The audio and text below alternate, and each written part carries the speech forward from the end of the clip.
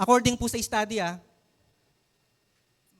an average Christian pray only 5 minutes a day.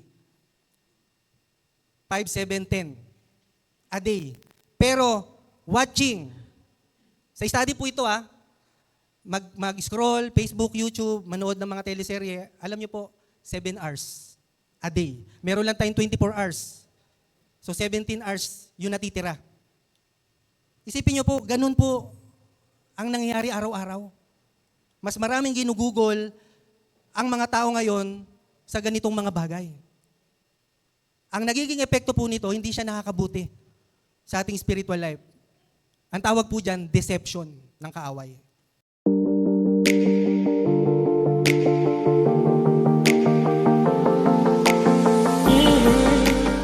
Amen. Ang topic po natin is about spiritual growth. Pamilyar naman po tayo sa spiritual growth. Ayan, so spiritual na paglago. Yan po yung ating topic. And nilagyan ko siya ng tema, hindi ko lang naisama. From milk to solid food. Ayan, yan po yung ating tema. From milk to solid foods. So, spiritual growth. Kailan po ba nag-i-start yung spiritual growth? Pag sinabi kasing spiritual, so ito po ay maka-Diyos. Amen?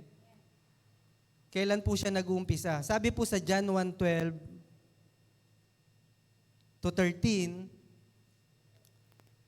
for those who believe, but as many as receive Him, to them gave He power to become children of God, sons of God, even to them that believe on His name. Sa King James Version po yan.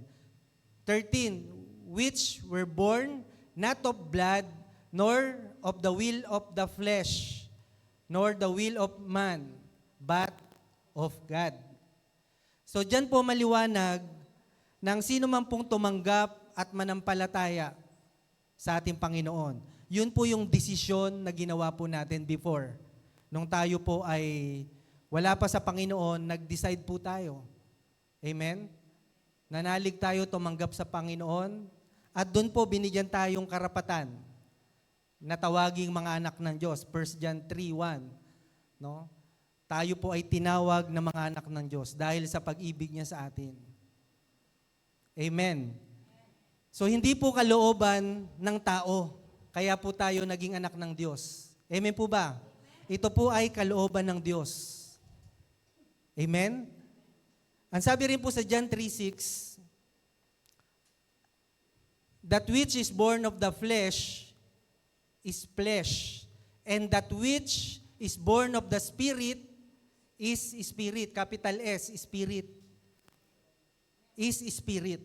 So kailangan po, para maging tao tayo dito sa mundo, kailangan may panganak tayo sa laman. Amen?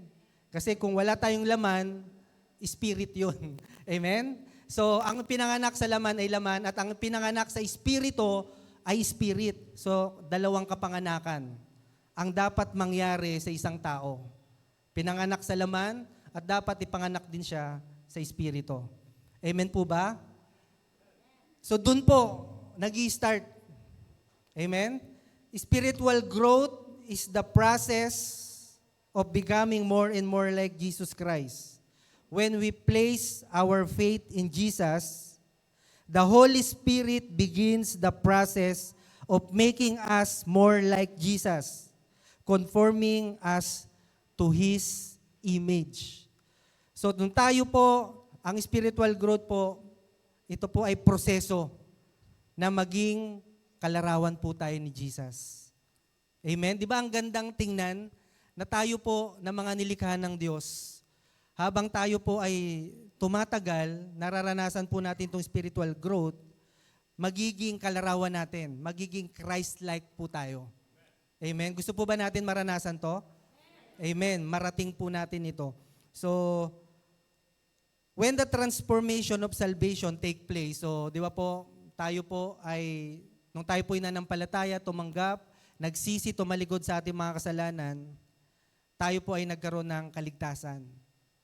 Amen? Ito pong salvation. When the transformation of salvation takes place, spiritual growth begins. Yan, nag-uumpisa na po yung paglagong spiritual. Bakit? Kasi spirit na tayo, na born again na tayo. Wala na tayo sa lumang pagkatao. Tayo po ay bago na. The Holy Spirit indwells us. Sa John 14, verse 16 to 17, mababasa po natin na mananahan po sa atin ang banal na Espiritu. We are new creation sa 2 Corinthians 5:17. The old simple natures begin to give way to the new Christ-like nature. So, yan po, sa verse na yan, makikita po natin ng sino mang nakipag-isa, sino mang na kay Kristo. Pag sinabing in Christ, sino mang nakipag-isa kay Kristo, if anyone who's in Christ, pag sinabing in Christ, it is the work of God to us, not our work. Kaya tayo nakipag-isa kay Kristo. Ito po yung work ni God sa atin. Kaya po, nung tayo nakipag-isa, tayo po ay bago ng nilalang. Brand new na tayo. Wala na po yung luma. Tayo po ay bago na. Amen? So yun po yung tinatawag natin na identity. Amen? Meron na tayong bagong pagkakilanlan. Amen? Tayo po ay bago ng nilalang. Sino po dito yung gusto ng bago? Amen? Isa lang po ba? Dalawa? Lahat po tayo, we want something new sa buhay po natin. Amen? Sa physical lang, sa material, gusto natin eh. How much more, ito pong sinasabi, bago na lang nilalang kay Kristo. Just as physical body has a process to grow, in the same way, our spiritual is. No?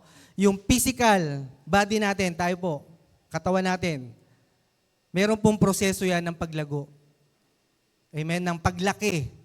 So, ganun din po sa ating spiritual. So, meron po tayong two main division sa ating pong topic ngayon. Number one, what are the process of spiritual growth? And number two, what is the goal of spiritual growth?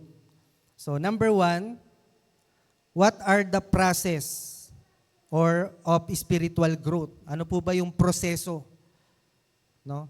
Yung spiritual growth, part po ito ng tinatawag na sanctification o yung pagpapabanal sa atin. It is lifetime natin na ginagawa po yun ng Diyos sa atin. Hindi siya one time na na-born again ka tapos hinto na. Hindi po. It is a process. Sa number one, sa letter A, what are the process of spiritual growth? Letter A, eating God's Word daily. Eating or feeding. Eating God's Word daily. Pastor, paano kakainin yung God's Word? So kung paano tayo kumakain sa physical, di ba? Kutsara, no? Subo natin para nguyain, tapos lunukin, i-digest. Tapos yung mga nourishment, nutrition ng kinain natin, ma-absorb ng katawan natin. And then, meron tinatawag na nourishment, kakain tayo. And then, detoxification. No, ilalabas ng katawan yung mga toxins. Yun po yung nangyayari sa healthy na katawan. Eating God's Word. Eating foods is essential to physical growth from baby to adult stage. So tayo po, nung na-born again, from baby to manhood. No? Kasi sa spiritual growth, mayroong mga stages eh. Pero hindi na po natin siya dadaanan po yung mga stages na yan. Yung sinasabi po na from milk to solid foods. Nung tayo po ay na-born again, tayo po ay bagong mananampalataya, bagong kilala pa lang sa Panginoon. Kung paano po yung baby, ano po bang kailangan ng baby na pagkain? Usually, alam naman natin, gatas. No? Gatas pa lang, gatas ng nanay or yung gatas na commercial, no? Na tinitimpla. Para ano po? Para masustain yung bata na lumaki siya, na lumago, at makasurvive po siya sa panahon na yon. Amen? So, sabi po sa 1 Peter chapter 2 verse 2, gaya ng sanggol, as newborn babes, desire the sincere milk of the word, that ye may grow thereby. Ang sinasabi po dyan, gaya ng sanggol, manabik kayo sa pagkaing gatas na espiritual upang maging ganap ang inyong kaligtasan. So dito po, sa una, sinabi po dito, milk, gatas na dalisay.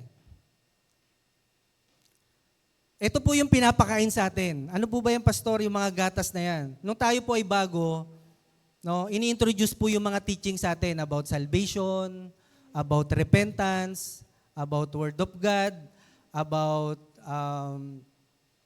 yung sa, dito po sa Module 1, no, makikita po natin yung mga basic doon na doctrines. At meron po tayong program na yung mga nakakakilala na born again, meron tayong tinatawag na, dito po ngayon, na present po na ginagawa po natin, yung after po ng church, no, meron pong 5 weeks, no, na every week may mga teaching para po sa mga bago. May mga topic po doon na binibigay. Salvation, repentance, forgiveness.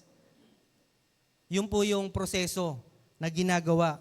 And then, tinuturuan muna na basahin yung Book of John. Kasi nung bago pa lang po ako, yun po yung unang sinabi sa akin. Basahin mo yung Book of John. Yan, doon ka muna mag-start. So, sinunod ko po yun, yung sabi po sa akin. So, yun po yung binasa ko. Binasa ko po siya. So, yun po yung milk, no? Yung mga pagkain na kayang i-digest. So, hindi pa po na-introduce agad sa bata yung solid foods. Amen? Bakit? Kasi pwedeng mabulunan. Amen. So, sabi rin po sa Matthew chapter 4 verse 4, hindi lang sa tinapay nabubuhay ang tao, kundi sa bawat salita na nagmumula sa bibig ng Diyos. So binanggit po doon, hindi lang sa tinapay nabubuhay ang tao. Yes, kailangan ng tao ang tinapay para mabuhay, pero hindi lang po doon. Meron pong tinatawag na Word of God, na salita na nagmumula sa Diyos. Amen?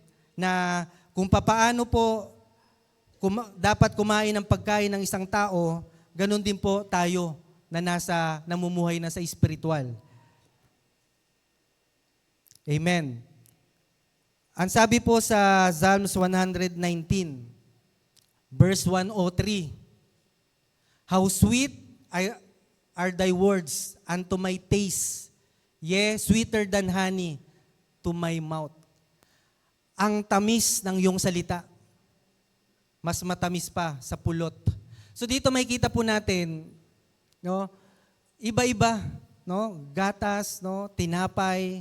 Ngayon naman, hinalintulad siya sa honey, na mas matamis pa. Ibig sabihin nito, mga kapatid, kumpletong nutrisyon ang kayang ibigay ng Word of God sa ating spiritual life. Amen? Kaya kailangan po natin ito, no? Itong pagkain ng salita ng Diyos. So, yun lang po yung ilan na mababasa po natin sa Bible. Ang sabi naman po sa Joshua 1:8, ito po, memory verse po natin. Memorize po natin to. Joshua 1:8, do not let this book of the law depart from your mouth. Meditate on it day and night, so that you will be careful to do everything written in it. Then you will be prosperous and have good success. So dito po, hindi lang po siya basta kinakain. No? Dito po sa Joshua 1:8, dito natin makikita na kailangan natin siyang basahin. Basahin yung word. Basahin natin. May naririnig tayo pag nagbasa tayo. Basahin natin siya. And then, itinuturo dyan yung meditation. Pagbubulay-bulay. Ibig sabihin nun, kumain ka, kailangan mong nguyain yung pagkain. Ang hirap naman, kumain ka ng pagkain, tapos nilunok mo na lang. Ang hirap po nun. So, hindi po siya healthy. Pero dito, kinakailangan po natin pagbulay-bulayan. Ang sabi po dyan, araw at gabi. Day and night. No, ganun po ang sinasabi po ng Panginoon kay Joshua. Upang matupad mo. Ang purpose po no ng pagbabasa, pagbubulay-bulay, ay para may apply mo yung salita na binasa mo, na sinasabi ng Panginoon sa kanyang salita. Amen? Yung application dun sa word. Kailangan mo siyang basahin, pagbulay-bulayan, then apply. And then doon na po papasok yung promise na ikaw ay magtatagumpay sa iyong pamumuhay. Amen? So, ganun po kahalaga yung Word of God. Kailangan po natin siyang kainin. Every Sunday lang po ba dapat tayo kumakain ng Word of God? No. Diba, sabi nga kanina, kung paano pinapakain natin yung physical natin, na katawan, mas higit dapat yung spiritual life natin, yung spirit natin. The Word of God is the food of our soul and spirit. Yan po yung salita ng Diyos ay pagkain ng ating kaluluwa at espiritu.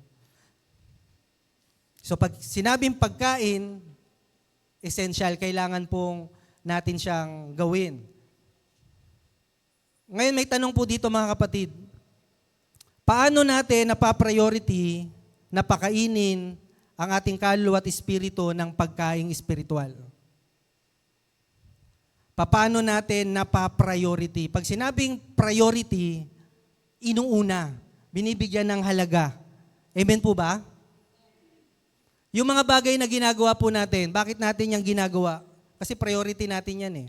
Magtrabaho, yung maghanap buhay, pag-aralin, yung mga anak. No? Yung mga ginagawa po natin, priority natin, kaya natin ginagawa.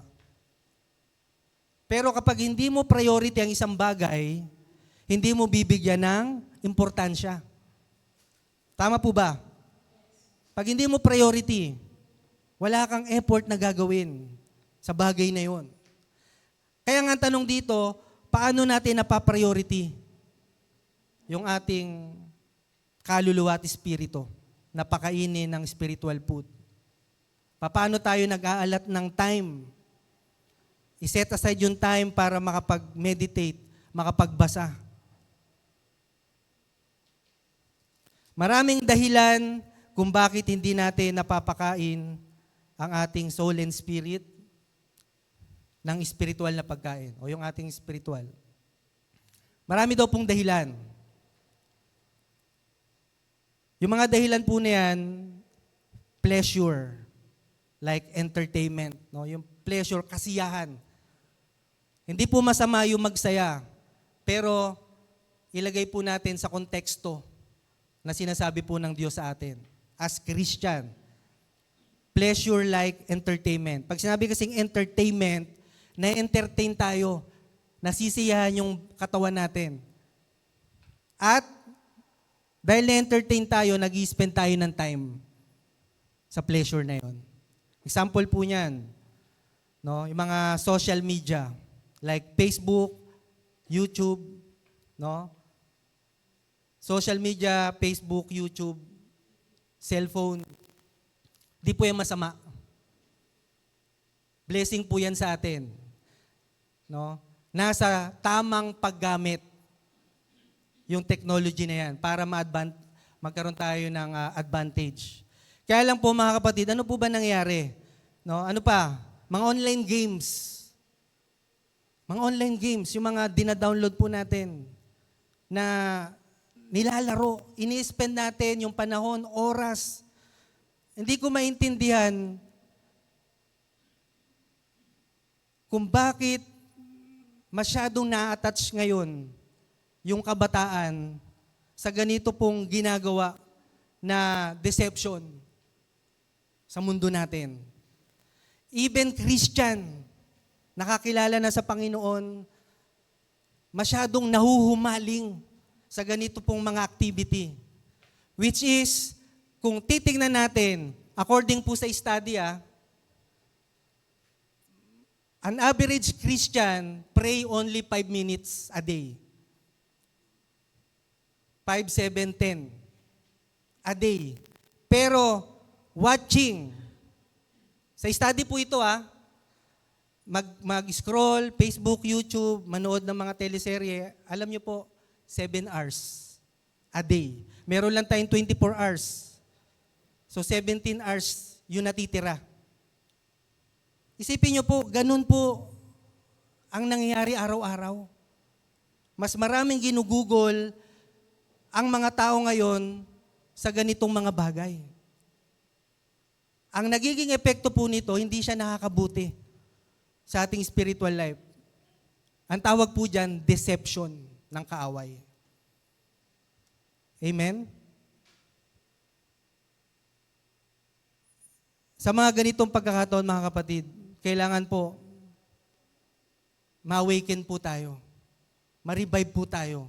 Dahil kapag ganito po yung lifestyle natin, hindi po ito makakabuti sa atin. Sabi dito, busyness, kaya nawawalan ng time magbasa ng Bible. Busyness, pagiging abala. Hindi po kumbaga, wag niyo pong ma-misinterpret yung message. Hindi po masamang maging busy ka sa ginagawa mo, pero ilagay po natin sa tama na sinasabi ng Panginoon. Amen? So busy ka, kaya hindi ka na nakakapagbasa ng Bible. Hindi ka na nakakapag-pray. Bakit? Kasi ginugugol mo yung oras mo sa panahon na pinagkakabisihan mo. Pagdating na sa oras ng meditation sa Panginoon, pagbabasa, wala na. Hindi na kaya ng katawan. Tayo po ay nagiging distracted. Marami na tayong iniisip, marami nang inihahain ng dyablo. Tandaan niyo po mga kapatid, ang taktika ng dyablo ngayon, hindi na yung tayo ay talagang ibagsak na, kumbaga, yung taktika niya para tayo pabagsakin. Ang taktika ngayon ng dyablo ay distract tayo. I-distract tayo para hindi makapag-pray, makapagbasa ng Bible. Makadalo sa mga pagtitipon. Pag na-distract po tayo, doon na po mag-i-start. Mahirapan po tayo. Tayo po ay divided na yung atensyon natin. Iba-iba na yung takbo ng isip po natin. Ano pa pong mga dahilan? Not knowing the true value of God's Word. Hindi po naunawaan yung tunay na halaga ng salita ng Diyos. Kung maunawaan po natin kung gaano kahalaga yung God's Word, magbibigay tayo ng importansya. Pero kung mababaw lang yung pagkakaalam natin kung ano ba yung God's Word, sabi sa Bible, lahat daw po sa mundo na to mawawala. Pero ang salita ng Diyos, mananatili magpakailanman. So ano po mas mahalaga? Yung bagay sa mundo o yung salita ng Diyos? Salita ng Diyos. Kaya lang po mga kapatid, bakit po may mga bagay sa buhay natin na ang bilis natin ipagpalit ang salita ng Diyos na unahin sa buhay natin? Example po, kailangan mong magbasa na, pero may biglang tumawag sa'yo. Hindi naman emergency. Tapos, idadivert mo yung attention mo, ay, may tumawag sa akin. Kaibigan ko, may sasabihin, o may ganito. Sinagot mo. Nagkatsikahan na kayo. Pero meron kang dapat gawin that time. Pwede mo namang, mamaya mo na lang sagutin. Hindi naman emergency. Basahin mo muna yung salita ng Diyos. Amen. Alam niyo po, maraming distraction na pag inalaw natin, makapasok, makapenetrate po sa buhay po natin. Ang dami po na naipagpapalit na pagising natin. Ano po unang hinahawakan ng isang Kristiyano? Bible po ba o cellphone? Sabi na iba, cellphone. Sabi na iba, Bible. Kung Bible po ang una natin hinahawakan, mapalad po tayo. Pastor, yung Bible ko yung cellphone ko may Bible app eh. Okay naman yung pastor may Bible app. Yes, may Bible app yung cellphone mo. Paano kung may nag-notification? Maraming distraction. Kaya po, pag nagme-meditate tayo sa cellphone using Bible app, pwede tayo ma-distract dito. Ang the best po, ito po, yung physical Bible. Dito po tayo mag-spend ng oras para malis yung distraction. Alam niyo po ba yung cellphone? Ang sabi sa Bible, kung mananalangin ka, isara mo yung pinto. Shut the door at saka ka manalangin sa Diyos na hindi mo nakikita. Ibig sabihin ng shut the door, alisin mo yung distraction. Kung yung cellphone magiging distraction, sabi doon, alisin natin. Ano mang bagay na pwede tayong distract.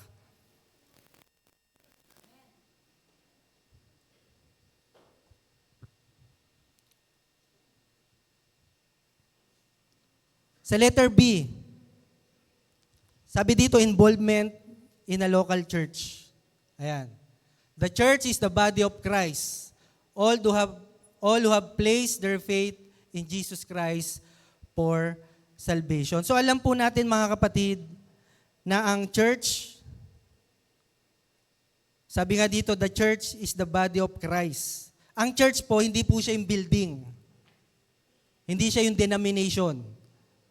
So yung church po, tayo po yun, grupo ng mga believers na nanampalataya sa ating Panginoon. Amen? So mababasa po natin yan sa 1 Corinthians 12:13.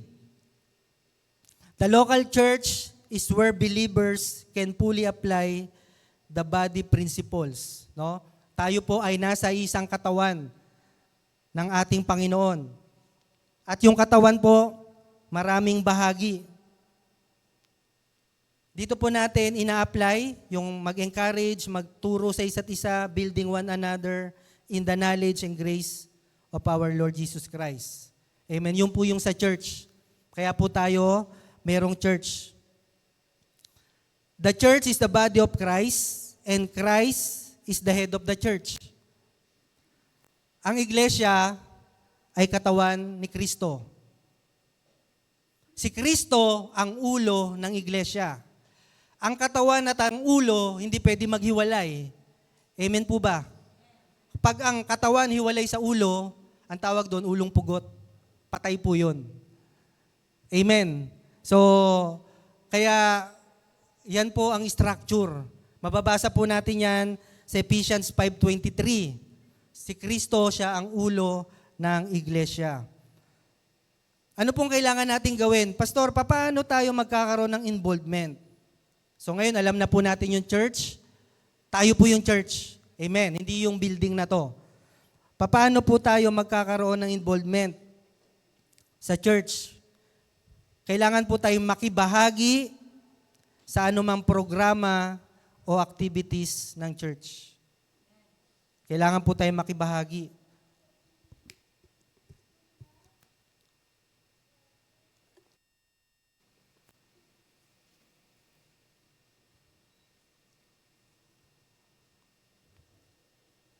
Ano ba yung mga activities ng church? Marami po yan, mga kapatid. Example na lang dito yung life group. Sino po dito yung nasa loob ng life group? Kapag nasa loob ka ng life group, meron tayong community sa loob ng life group. At diyan, nagaganap yung palakasan. Yung life group, nagiging extension ng church. Amen? Nandiyan yung nagpapalanginan, nagpapalakasan, nag-sharing. Amen? So yan po yung life group. Ngayon, paano kung wala ka sa loob ng life group, pero nasa loob ka ng church, at merong life group, wala ka sa loob ng life group? Paano ka magkakaroon ng community kung ikaw lang mag-isa? So kailangan po pumasok tayo sa loob ng life group natin kung saan tayo dapat nandoon.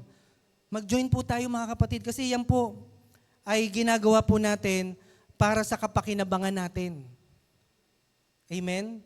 Para sa ating paglago, para tayo po ay gumanap sa katawan ni Kristo.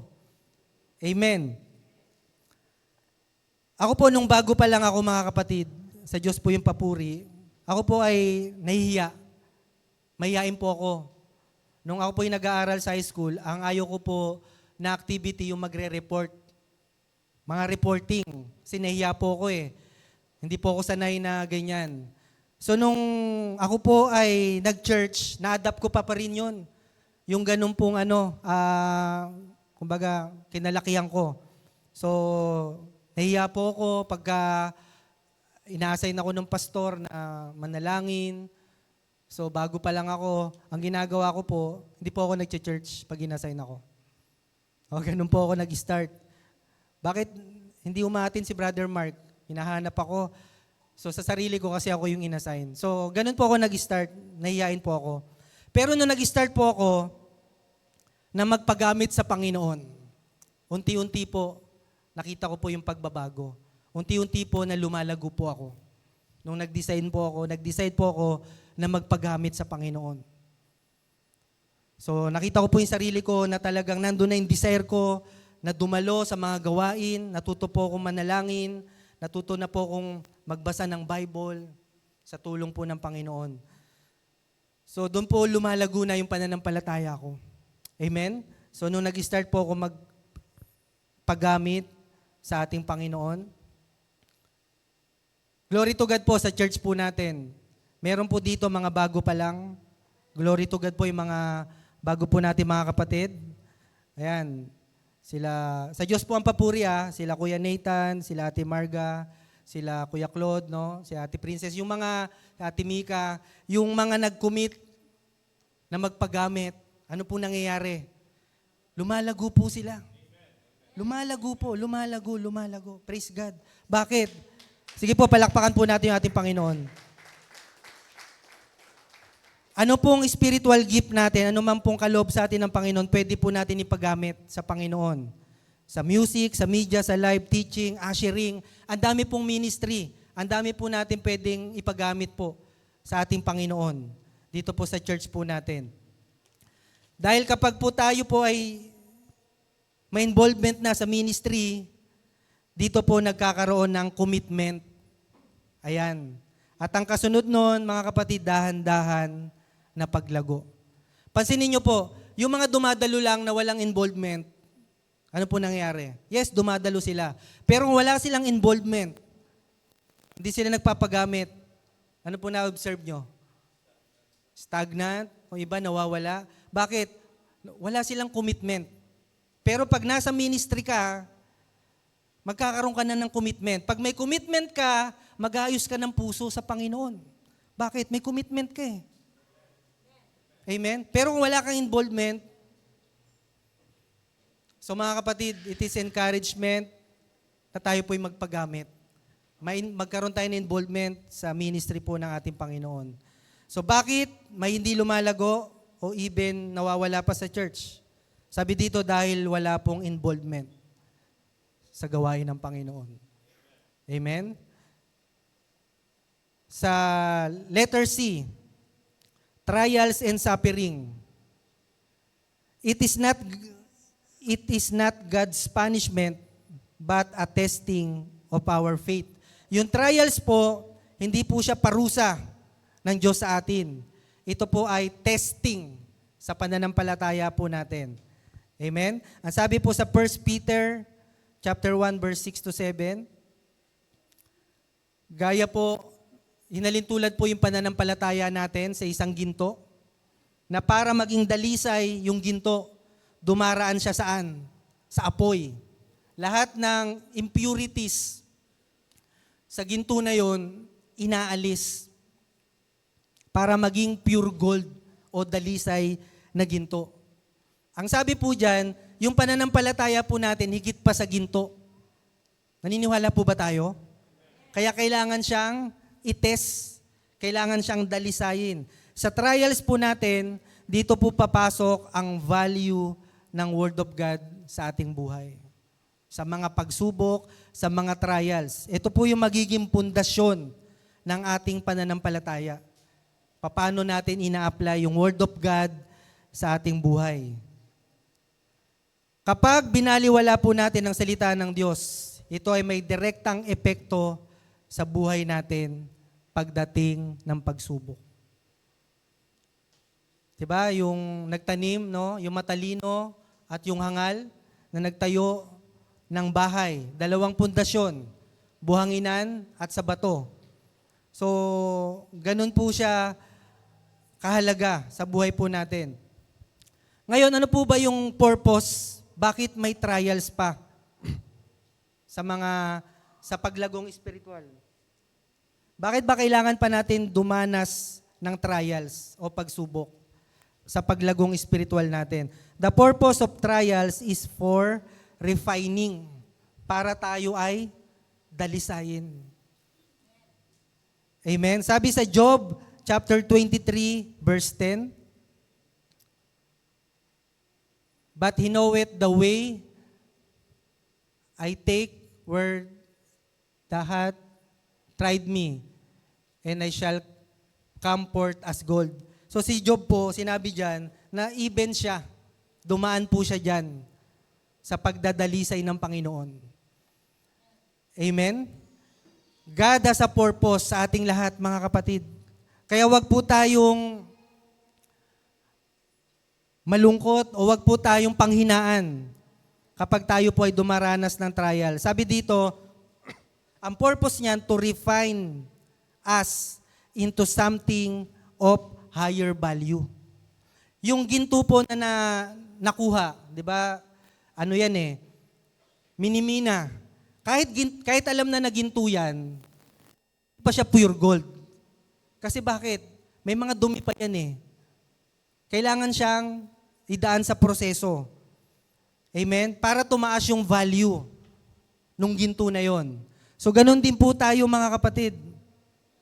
Ang ginto dapat dalisayin muna by fire. No? So ganun din po tayo para maging purong ginto. Parang yung faith natin, dumaan talaga siya sa trials. Kagaya ni Job. Alam naman po natin yung nangyari kay Job. 'Di ba? Sabi nga doon, siya ay matuwid, no? Siya ay kinikilala sa lugar niya. Pero inalaw ng Diyos na subukin si Job. So nakita po natin yung pinagdaanan niya. Talagang nadalisay yung kanyang pananampalataya. Ang sabi po sa James chapter 1 verse 12, "Mapalad ang mga tao na dumaranas ng pagsubok." Ang tawag pala sa atin, kapag tayo po ay dumaranas ng pagsubok, mapalad. For when he is tried, he shall receive the crown of life. Kapag siya po ay napagtagumpayan po natin. Yung pagsubok, ibinigay yan, inalaw yan para pagtagumpayan natin. Hindi para tayo ibagsak. Amen? Naunawaan po ba natin bakit inaalaw ni Lord yung mga trials sa buhay po natin? Para iangat po tayo. Hindi po tayo ibagsak. Para empower tayo ng Panginoon. Ano pong kasunod dyan? "Which the Lord hath promised to them that love Him." Tatanggap po tayo ng crown of life, ng gantimpala. Kapag napagtagumpayan po natin yung pagsubok. Tataas ang ating spiritual value kapag dumaranas tayo ng iba't ibang pagsubok. Amen. Tataas po tayo. Kapag napagtatagumpayan natin, sabi nga, from glory to glory, nagtatagumpay po tayo sa mga pagsubok. Ang pagsubok, blessings. Hindi siya problema. Pastor, paano nangyari? Blessing ang pagsubok, hindi problema? Yes, ayun o. James 1:12, "Mapalad ang mga tao na nagiging matatag sa mga pagsubok." So tayo po ay mapalad. Sabi nga nung Monday, nung teaching dito ni Pastor Kit, Gusto niya yung pressure. Yung pressure sa kanyang buhay, mananampalataya. Bakit? Dahil kapag walang pressure sa buhay natin, ano pong mangyayari sa atin? Magiging complacent po tayo sa pananampalataya po natin. Kaya ganun po siya kahalaga na maranasan po natin yan. So letter D, meron po tayong tinatawag, part ng process na tinatawag na spiritual discipline. Ayan, ano po ba itong tinatawag na spiritual discipline? The purpose of spiritual discipline is the development of our inner being, that which has been transformed by Christ at salvation. Para po sa ating inner being, no? Yung ating spirit. Amen? Yung ating spiritual. Para po mabago po tayo. So kailangan po natin ng spiritual na disiplina.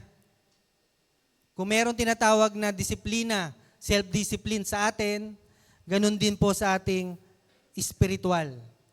Meron tinatawag na disiplina. One of the most spiritual discipline is prayer. Ayan. Prayer. Hindi ko na di-discuss yung fasting kasi na-discuss naman na yun sa Sunday school. So prayer, one of the most important spiritual discipline, yung manalangin. Pansinin niyo po yung prayer. Hindi po siya kabilang sa gifts of the Holy Spirit. Yung prayer. So yung prayer, kinakailangan po natin mag-effort na talagang ma-overcome natin yung flesh natin para po tayo ay makapanalangin. I-devote po natin yung sarili natin na manalangin. Jesus modeled in His life creating a place of solitude. Kung titingnan natin yung buhay ni Jesus, bakit naging matagumpay yung ministry ni Jesus? Dahil ba siya ay anak ng Diyos? Yes, given na, son of God siya. Anak siya ng Diyos. Pero kung babasahin natin yung buhay ni Jesus, kung bakit siya naging matagumpay sa ministry, isa po doon sa sangkap na yon yung panalangin niya. Ang sabi sa Mark 1:35, tingnan natin. Madaling araw pa lang bumabangon na si Jesus at pumupunta sa mga ilang na lugar. Para ano pong gawin niya? Para manalangin. Inaalat niya, nag-aalat siya ng time para manalangin.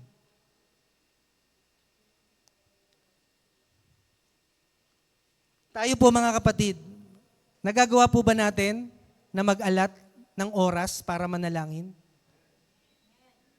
O kung kailan na lang tayo magkaroon ng oras? Magkaiba po yun. You make time para mag-pray and yung meron ka na lang oras, saka ka lang magpe-pray. Si Jesus po hindi ganon. Kung meron pong busy na tao sa ministry, isa na po doon si Jesus. Paglabas pa lang niya ng bahay, yung mga tao nag-aantay na sa kanya. Para ano? Para makapakinig ng salita, mapagaling sa mga may sakit, mapalayas yung mga masamang espiritu sa kanila. So ganun po, yung nangyari kay Jesus sa kanyang ministry.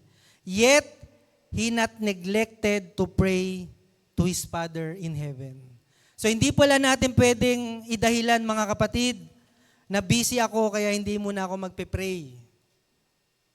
Kasi si Jesus busy rin sa ministry. Buong araw yan. Kita natin yung buhay ni Jesus, di ba? Pumupunta siya sa iba't ibang lugar, nangangaral, nagpapagaling na may sakit, gumagawa ng mabuti, nagpapalayo sa mga masamang espiritu. Pero hindi niya kinalimutan, hindi niya kinaligtaan yung manalangin. Bakit? The moment he pray, doon po nagkakaroon, nasusustain yung spiritual, yung anointing, yung nafe-filled siya ng Holy Spirit. Bakit? Kasi sa ministry, nakaka-drain. Di ba? Sabi doon, pag may umahawak sa kanya, may lumalabas na kapangyarihan. So lumalabas yung kapangyarihan, kailangan ma-replenish. Ngayon, mga kapatid, kung tayo po ay nagmi-minister, hindi sapat na nagmi-minister lang tayo. May nawawala po sa atin. Kailangan natin ng kalakasan ulit sa Panginoon. Amen? At doon po dapat tayo Kumbaga sa battery na lulobat, kailangan ano? I-charge. Yung prayer para tayong nag-charge. Sabi dito, today, our busyness is the enemy of our prayer time. Ngayon po, ang ating pagiging abala ay nagiging kaaway ng ating oras na manalangin.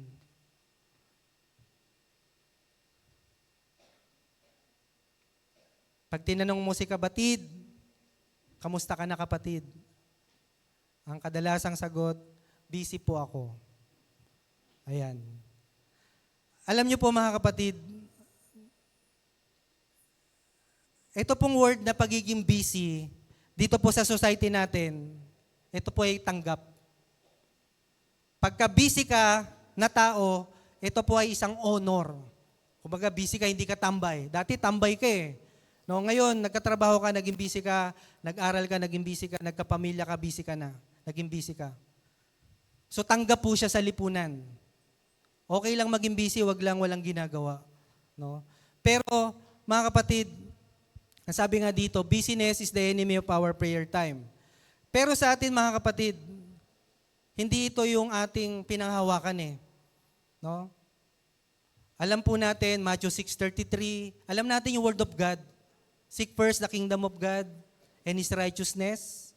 Diba? Ang daming verse na sinasabi na unahin muna natin ng Diyos. Sabi nga dito, yung mga tao na nagiging busy, so much busy, making an idol to himself.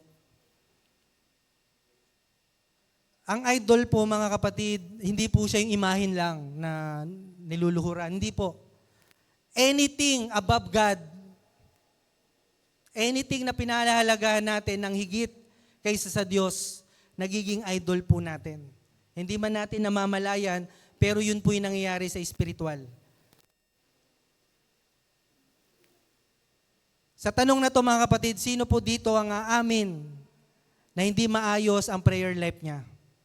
Sino po dito aamin? Na hindi talaga siya nakakapag-pray ng maayos sa Panginoon. Wala pong umamin. Kamusta po ang prayer life natin mga kapatid? Pag ito po ang tinatanong, usually ang sagot natin, ito okay naman. Next question. Ayan. Sabi nga mga kapatid, prayer is the most important activity dito po sa mundo na to. The most important activity. Kaya nga po, di ba yung prayer intercession natin, every Tuesday, isa po yan sa pinaka-importante na gawain sa mundo na to. Pero hindi po natin nakukumit yung sarili natin. Sa bagay na importante, nakukumit natin sa ibang bagay. Amen? Yung po ang nakakalungkot mga kapatid, mas nabibigyan natin ng importansya yung ating ginagawa sa mundo na to. Ulitin ko po lahat po ng tinatangkilik natin, blessing po yan. Trabaho, pamilya, pag-aaral, negosyo, ministry. Lahat po yan, blessing. Pero kapag yan ang nagiging priority na natin sa buhay natin, lumalabas na tayo sa konsepto na kung saan doon dapat tayo inilalagay ng Panginoon. Amen? Kaya mga kapatid, ngayon po, ito yung time na kung meron tayong dapat baguhin po natin. Dahil sa mundo natin ngayon, talagang ito na yung nangyayari, ito na yung realidad. So, sa number 2, the goal of spiritual growth, ayan po yan, para maging kalarawan po tayo ni Kristo. Nabanggit ko na po yan kaganina. Letter B, to produce the fruit of the Spirit. So, ang goal po natin sa spiritual growth ay maging mature, yung maturity. Ayan.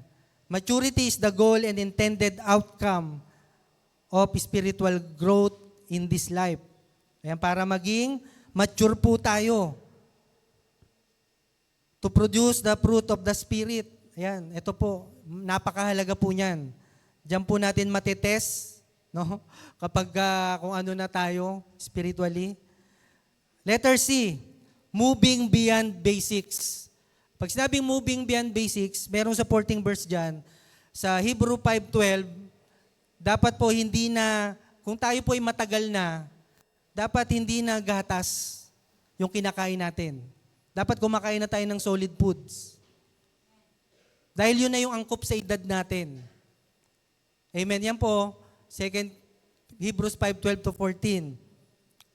Sa Hebrews 6:1-3, sinasabi naman po dyan, moving sa elementary teachings. Ayan. Dapat po, tayo po, sabi nga dyan, tagapagturo na, o dapat tayo po ay nasa mataas na antas yung kinakain natin na pagkain.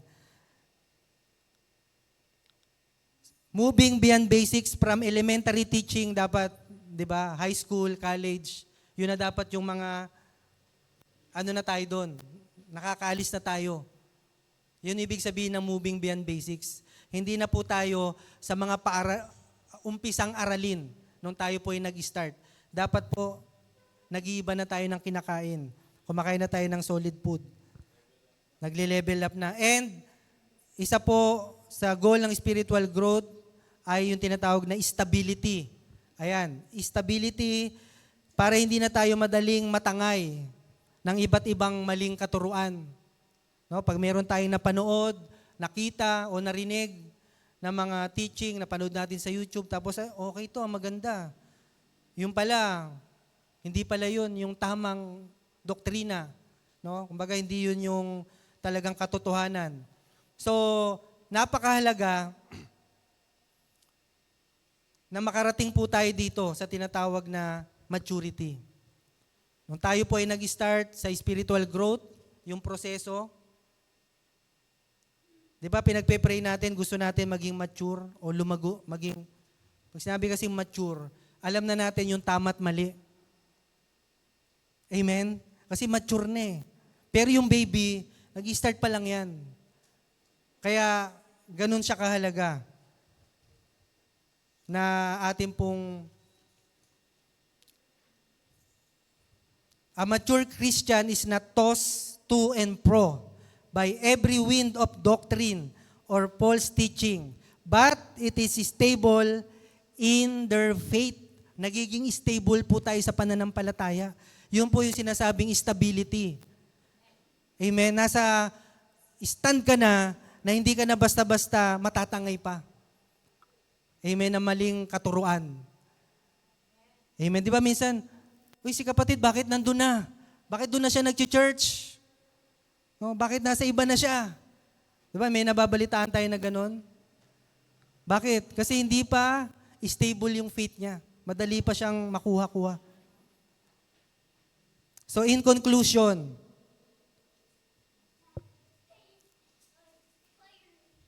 we need to understand, to reflect, and to engage the process of spiritual growth in our life. Kailangan po natin maunawaan, masalamin, at mag-take ng action sa proseso ng spiritual growth sa buhay po natin. Amen? So, mga kapatid, tayo po tayong lahat.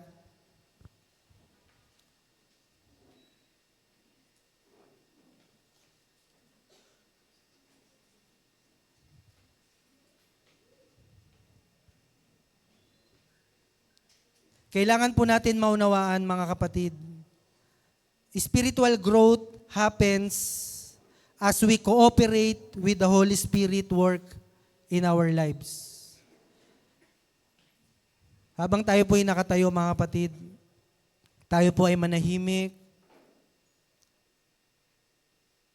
tayo po ay magbulay-bulay sa message ngayon. Ang sabi dito, spiritual growth happens as we cooperate with the Holy Spirit work in our lives. Kung gusto po natin lumagong spiritual, kailangan makiisa po tayo sa banal na Espiritu.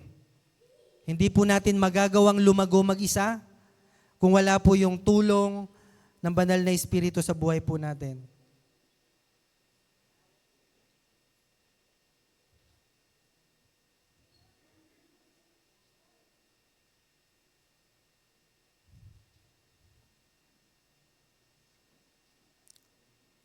Paano mo nakita ang espiritual na paglago sa iyong buhay simula nang maligtas ka? At sa anong mga aspeto mo nararamdaman na tinatawag ka ng Diyos na lumago ngayon? Kapatid, ito pong katanungan na to ay direktang ikaw ang tinatanong. Paano natin mahikayat ang iba na magtiyaga sa espiritual na paglago bilang isang panghabang buhay na proseso? Tayo pong lahat ay mayroong sinasabi na responsibilidad sa bawat kapatiran po natin.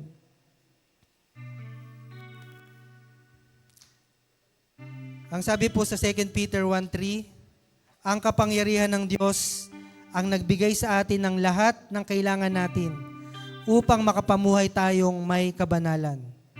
Ito'y sa pamamagitan ng pagkakilala natin sa Kanya na tumawag sa atin. Tinawag niya tayo sa pamamagitan ng kapangyarihan niya at kabutihan. So lahat mga kapatid, ipinagkaloob na ng Diyos sa atin para po tayo ay makapamuhay na may kabanalan, may katagumpayan sa buhay po na ito. Sabi dito sa 5, dahil dito, pagsikapan ninyong maidagdag sa pananampalataya nyo ang kabutihang asal, sa kabutihang asal ang kaalaman, sa kaalaman ang pagpipigil sa sarili, sa pagpipigil sa sarili ang pagtitiis, sa pagtitiis ang kabanalan, sa kabanalan ang pag-ibig sa mga kapatid kay Kristo, at sa pag-ibig sa mga kapatid kay Kristo, ang pag-ibig sa lahat. Sapagkat kung ang mga katangiang ito ay nasa inyo at lumalago, nagiging makabuluhan at kapaki-pakinabang ang pagkakilala nyo sa ating Panginoong Hesukristo. Manalangin po tayo, palakpakan po natin ating Panginoon. Lahat po tayo mga kapatid, anumang ilang taon na po tayong Christian, kung ikaw po ay 1 year pa lang, or under 1 year, or 1 year to 3 years, 5 years, 10 years, 20 years, na mananampalataya. Mga kapatid, yung number na nabanggit ay hindi ibig sabihin na tapos na yung paglagong espiritual sa buhay mo. Ito po ay panghabang buhay na paglago ng ating espiritual. Na kapag tayo ay huminto sa paglago, pwede pong mamatay. Ang anumang bagay na hindi na lumalago na may buhay ay mamamatay. Kaya sa oras na ito mga kapatid, kung ikaw ay nakakaranas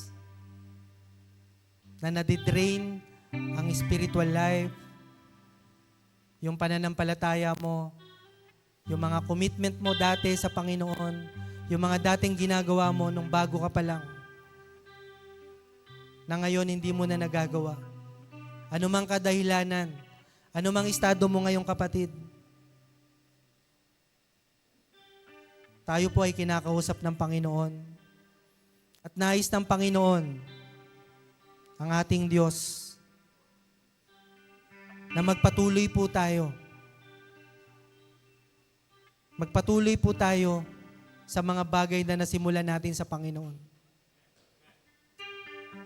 Huwag natin hayaan na tayo ay madisib ng kaaway at talikuran natin yung mga bagay na ginawa natin nung una. Kaya sa oras na ito, makapangyarihan ng Diyos nating kapatid Kaya niyang baguhin yung sitwasyon natin. Ano man yung ating mga nagawa, ano man yung ating present situation ngayon, sa ministry, sa buhay spiritual, sa panalangin, sa pagbabasa, sa mga bagay na ginagawa natin na hindi maka-Diyos, sa mga bagay na nais na ng Diyos na iwan natin, sa mga hindi nakakatulong sa buhay natin, sa mga apps sa cellphone na walang kinalaman upang maging maka-Diyos tayo. Mga kapatid, this is our time to decide. Sabi nga, kanino ba tayo maglilingkod? Mga kapatid, sabi ni Joshua, kanino kayo maglilingkod? Pumili kayo ng paglilingkuran nyo. Yung mga Diyos-Diyosan na pinaglingkuran ng inyong mga ninuno, o si Yahweh na nagligtas sa inyo sa Ehipto mula sa pagkaalipin. Ang sabi ni Joshua, as for me and my household, we will serve the Lord. Kapatid, it is a decision. Kung sino paglilingkuran mo ngayon sa buhay na ito, yung mga bagay ba na ginagawa mo ngayon na walang kinalaman sa paglago mo sa Diyos? O naglilingkod ka na ngayon? Sa oras na to, we need to decide, saan ba talaga tayo? Papunta sa langit o dito sa mundo na to? Tandaan natin mga kapatid, maiksi lang ang buhay natin. Huwag natin sayangin sa mga walang kabuluhan na gawain sa mundo na to. Inalis na tayo ng Diyos sa sanlibutan, sa makasanlibutan. Inalis na tayo, hiniwalay na tayo. We are set apart. Pero kung babalikan pa natin kung saan inalis na tayo ng Diyos, yun po yung hindi na masasaklawan ng Diyos na desisyon natin. Kaya sa oras na ito mga kapatid, hayaan po natin ang Diyos ang siyang muling kumilos sa ating buhay. Ibigay natin yung buhay natin sa Diyos na nag-alay ng buhay na matay para tayo maligtas. Hallelujah. Kapatid, ito yung oras na pagkakataon na andyan ang Diyos palaging naghihintay kung kailan ka babalik, kung kailan ka muling magpapagamit, kung kailan ka mag-aayos, kung kailan tayo mag-aayos ng prayer life, ng meditation, devotion, pagdalo sa mga gawain, mga bagay na maka-Diyos. Yun po yung kalooban ng Diyos sa atin. Hindi niya kalooban na mapalayo tayo sa Kanya. Hallelujah. Dakilang Diyos, aming Ama na nasa langit, Lord, kayo po ang nakakakilala, nakakaalam ng sitwasyon na meron kami. Lord, kilala niyo po yung puso namin. Wala po kami may tatago sa iyo. Hindi man, may tago man namin sa mga kapatiran.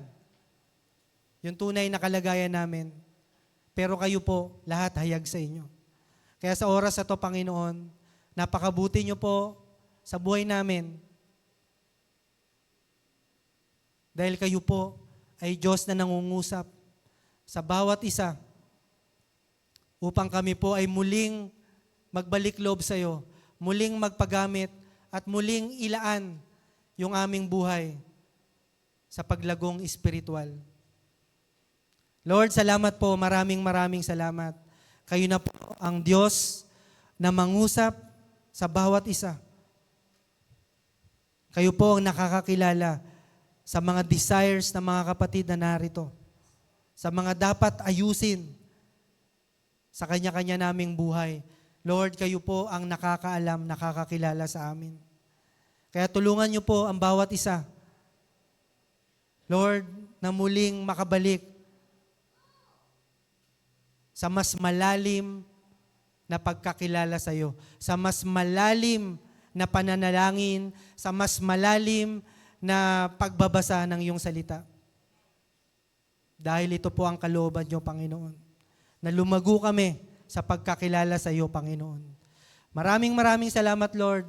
Lord, hayaan niyo po na kayo po mag-minister sa bawat isa po sa amin, banal na Espiritu. Salamat po, ito po aking dalangin in Jesus' name. Amen. Amen.